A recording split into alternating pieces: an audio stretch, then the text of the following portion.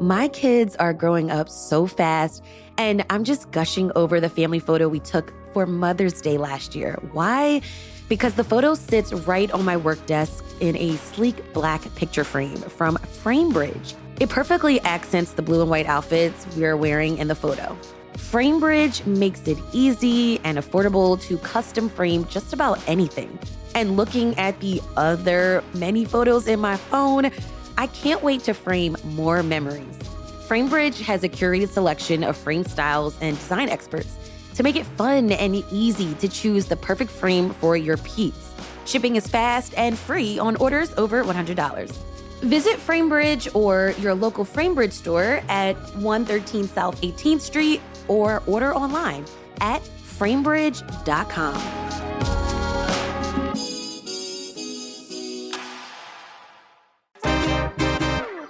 Where is the state budget? It's been 24 days since the deadline for lawmakers to approve a spending plan for the current year.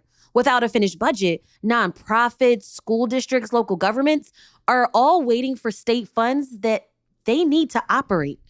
And that means SEPTA still doesn't have more than $200 million it needs to keep our trains and buses running. Without the money, SEPTA will start to cut almost half of its service by August 24th, which is exactly a month away. Stephen Caruso covers politics at the state capitol for Spotlight PA, and Megan Harris, host of our sister podcast, CityCast Pittsburgh, are here with me to break down what's holding this budget up. It's Thursday, July 24th. I'm Trenae Nuri, and here's what Philly's talking about.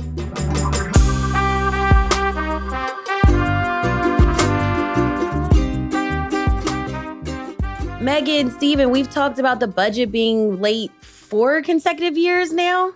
Yeah, and gosh, if you go back further, I think we've been late more often than we've been on time, like historically, right? Yes.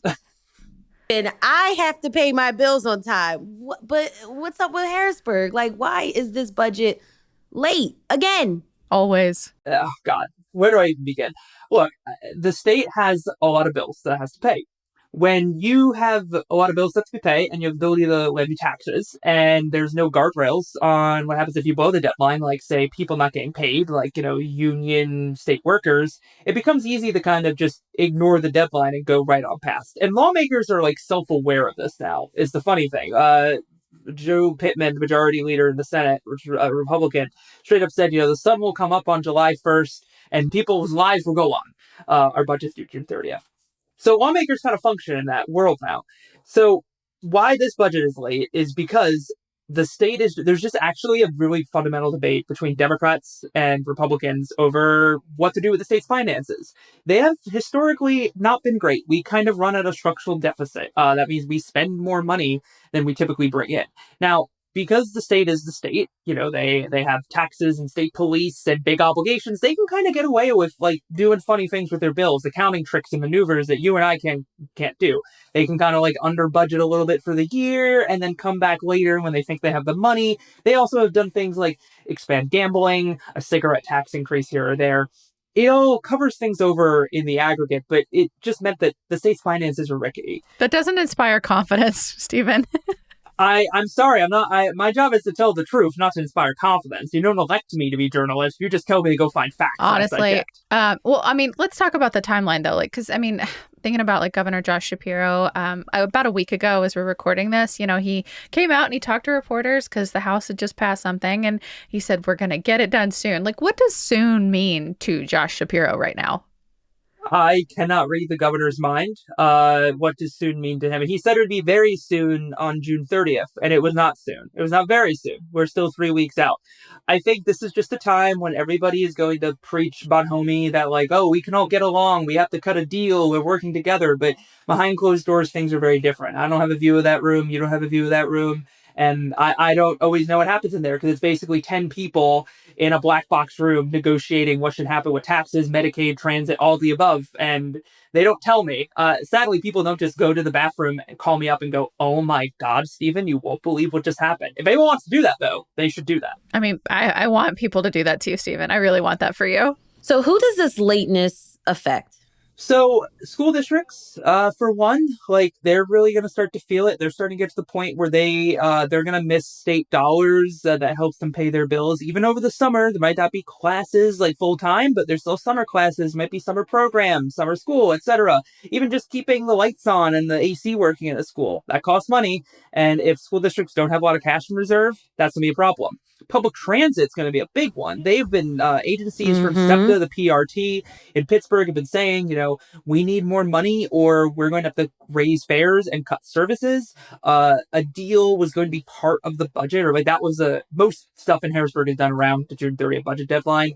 There's no deal on that. So we are waiting to see what's going to happen. In the meantime, SEPTA has passed its so-called doomsday budget that, I think it's like a 30-40% service reduction. PRT has done the same. And so is PRT. Yeah, 40% across the board. And it's going to trickle down the transit agencies across the state, maybe not this year, but at least next year. So, that'll be, I think, a very immediate thing, right? SEPTA kicks in late August. A day before school starts. Exactly. Kids need to get to school and home back safely with 36 less bus routes. Ooh, when I asked PRT about that, implementation, a spokesperson said they might be able to delay as long as February, but that's not for sure. But my thing is, what are they still talking about? Well, it goes back to, there's just this big philosophical difference. Like I said, the state has a structural deficit. So there's only two ways to get out of that. You need more money or you need to cut expenses. It's kind of that simple. I mean, that's, our budgeting, and the state has to do the same because the state can't go into debt. The state doesn't have nuclear weapons. Without the federal government, we can't just print money. The state literally constitutionally must have a balanced budget. So you have to cut or raise money. I mean, there are proposals on the table to raise money. There's a couple of House bills, for example, that would put a tax on ride shares, for Uber and Lyft and stuff like that. They're just squatting in committee, though. I mean, there's a million ideas to raise revenue. There's legalizing marijuana. There's the skill games issue. There's, you could just do a tax increase. You could put a fee on delivery, food delivery and Amazon packages. You could do a million things to raise revenue. But then it's a tax increase. Those are unpopular with people. People usually don't appreciate having to see more of their hard-earned money go to the government unless there's a clear return.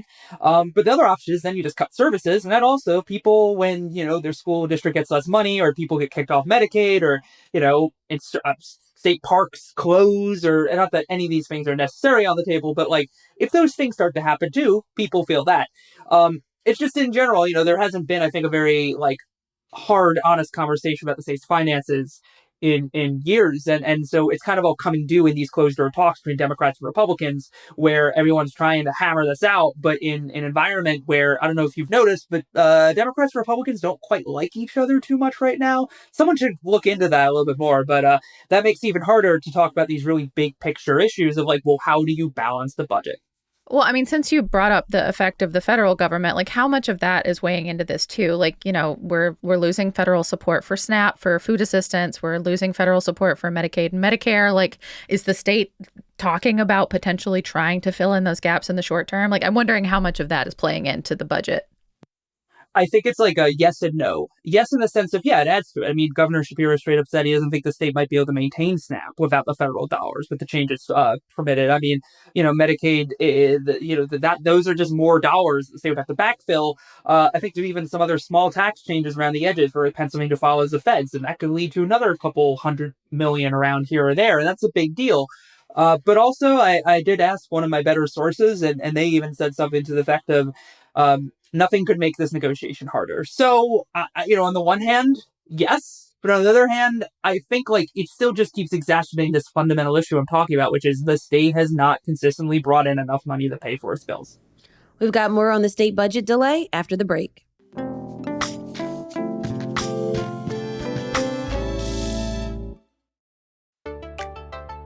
Did you know that jazz legend John Coltrane moved to the Strawberry Mansion section of North Philly as a child? Or that the iconic Divine Lorraine Hotel earned its name when Father Divine transformed it into the first racially integrated hotel in the city? This July, discover the powerful stories that shaped a neighborhood at the North Philadelphia History Festival, happening July 24th through the 27th. It's 4 days of free events, exhibits, live music, film screenings, performances, and community conversations, all celebrating the rich African American and Puerto Rican cultural legacy of North Philadelphia.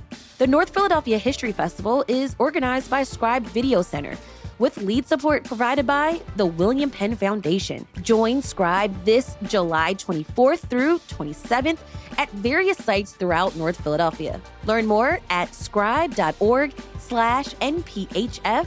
That's scribe.org/NPHF.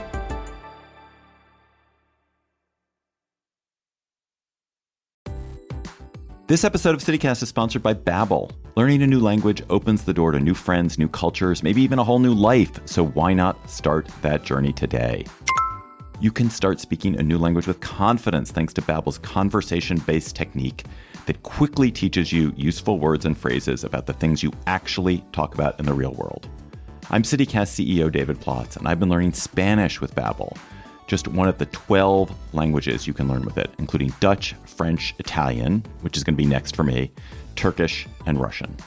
I love the interactive dialogues that Babbel has, which allow me to practice what I've learned right away, and also the speech recognition function, which makes sure I'm getting the pronunciation just right, which honestly, usually I'm not. Also, I love that Babbel's lessons always cover actual things that I talk about in the real world, like food, talking to people I've just met, and also food. Staying motivated to learn a new language has never been easier thanks to real-time feedback, progress trackers, and handy visualizations. In only 10 to 15 minutes a day on Babbel's mobile app or website. So get talking with Babbel. I want you to learn another language, so I'm teaming up with Babbel to gift you 55% off subscriptions, but only for our listeners at babbel.com/citycast. Get up to 55% off at babbel.com/citycast. Spelled BABBEL.com/citycast. Babbel.com/citycast. Rules and restrictions may apply. Okay, I want to get back into that legalizing cannabis issue, especially since many of our surrounding states do so already. So all but one. So where are we with this issue and its potential as a new revenue stream for the state? Yeah, well, the House Democrats passed a bill to set up a state store model, just like we sell liquor. That went to the Senate, and the Senate said no. I should say our House is controlled by Democrats, or Senate is controlled by Republicans. And since then, there hasn't been a whole lot. I would say, like, Republicans who control the Senate have more or less taken this issue off the table. They basically said, like, we're not going to pass it this year, so let's not talk about it. I can, I think, that just turns into a matter of, like, there's a lot of people who are upset about that. Folks who just think, we should end criminalization. Folks who want to see the revenue. The entire marijuana business community that sees Pennsylvania as a ripe new market. All of them are quite disappointed about that. I mean, the governor is too, but that's just kind of the breaks. When you have a majority in a chamber, you really get to call the shots in it, barring something really unpredictable and crazy that I can't even really tend to speculate on. So, just kind of no legal recreational marijuana this year, unless, like I said, something that makes me look like a fool in a couple months happens, which could always happen. Harrisburg makes a fool of all of us, Stephen. Eventually, it comes for all of us. What about skill games? Is there any more conversation about that? Quote unquote skill games. I think those are definitely more what Senate Republicans are looking at. Like I said, there's a little gas station, corner store, bar, slot machine looking devices, the people who make them, the software designers, and the people who literally assemble the casing that goes around the game. They swear up and down that this is based on skill, that's the point of this, is that anybody can win it conceivably. Obviously, though, businesses make a good amount of money off of them. That's why they're going everywhere. There's potentially, I think, tens of thousands of these machines across the Commonwealth.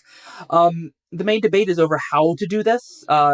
People who want stricter rules for them, a la casino rules, who have to pay millions of dollars for a license and then pay like a 50% tax rate on returns. The casinos have backed off that level of regulation. Now we're kind of sitting at like 30% tax rate and just some licensing issues. But, the fact of the matter is that's still higher than what the skill game operators and manufacturers want. They're saying 16% is the right tax rate. Finding a balance between all that is, difficult because the operators of these machines also spend a lot of money on politics, and they've hired some really good lobby firms. So you got to get back into the political thicket of this is an easy issue on paper in the sense of I'm sure listeners are going, well, half 16 and 50 and sit in the middle. That's a compromise, but it gets more complicated because you got entrenched lobbies on both sides of this, and neither of them want to back down. Okay, so you mentioned that this whole thing is basically a philosophical issue. What are Senate Republicans proposing are ways that the state could get some more money? And that's kind of part of the problem, is that the Senate Republicans have floated basically skill games, which, like I said, is really tricky. And Senate Republicans in particular are really in a messy spot when it comes to their operators. Read our story at spotlightpa.com about that.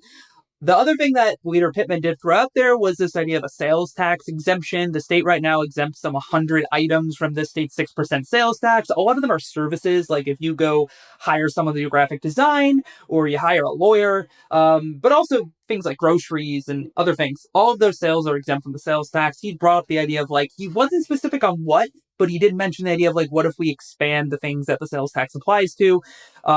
Those exemptions total some $20 billion right now. Whoa, that is way more than I would have expected. It's a ton of money. But also some of them are there for good reason. Again, I'd point you to spotlightpa.com for all the details. But even then, like, again, that's hard. That's a tax increase. People lose their jobs in Harrisburg for a tax increase. And when it comes to cuts, Republicans have mostly said they want to see cuts to Medicaid. They've specifically, in conjunction with Governor Josh Shapiro, there's been talk of producing access to Ozempic for weight loss. That's something that Medicaid patients currently have access to. I think that's the other thing that, there's eyes on, but Democrats have specifically criticized Senate Republicans, saying they think that there hasn't been enough of an agenda coming out of their caucus on what they really want. And I think that's also been something that's sort of been a back and forth in budget talks, is like Senate Republicans are in this position of, like, what they're clear on is, like, we don't want more spending, but, like, they haven't really talked about what they want to cut in too much detail. And then you balance out spending with more revenue. They haven't been very particularly clear on, like, what they want except the skill games. And even then, that's like a syntax on these weird little slot machine like devices in, bars and restaurants and corner stores. So, like, that's inherently, those sort of taxes are kind of unstable. And it's hard to know how much revenue is going to come in. And do you want to be funding transit or education off of the backs of these little machines? And I guess transit is, like, kind of where I am getting a little hung up too, because, like, I mean, the House has its own proposal. It came in a little bit less than what Josh Shapiro had proposed earlier this year, but, like, I don't see a lot of transit money listed among that plan. I haven't heard anything from the Senate about it. Like, is transit on the table in these talks at all?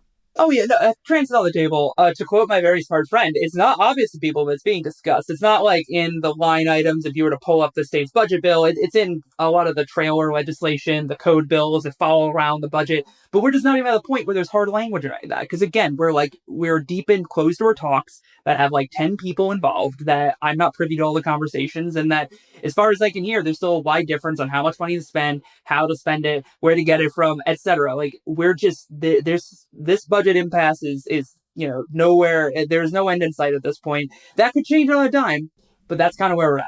Okay, so we have no timeline. Is that what you're saying? I'll shake my magic ball. Let's see. It says, try again later. Would you like to do this again in like 2, 3, 4 weeks? The Harrisburg kind of functions on its own timelines, and the best we can do is hold on and watch and pray. That was Stephen Caruso. He covers politics at the state capitol. And Megan Harris, host of our sister podcast, CityCast Pittsburgh. Thanks for this conversation and all the insight. Talk to you soon. Thanks, Janae. Thank you. Check out Stephen's reporting at Spotlight PA. We'll have a link in the show notes.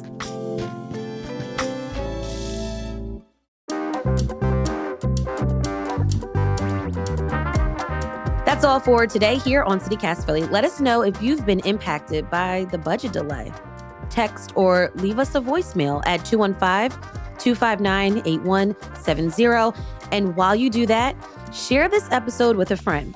Rate the show, leave us a review, and hit that subscribe button. Be sure to sign up for our morning newsletter, Hey Philly, to learn more about what else Philly's talking about. We'll be back tomorrow morning with more news from around the city. Bye.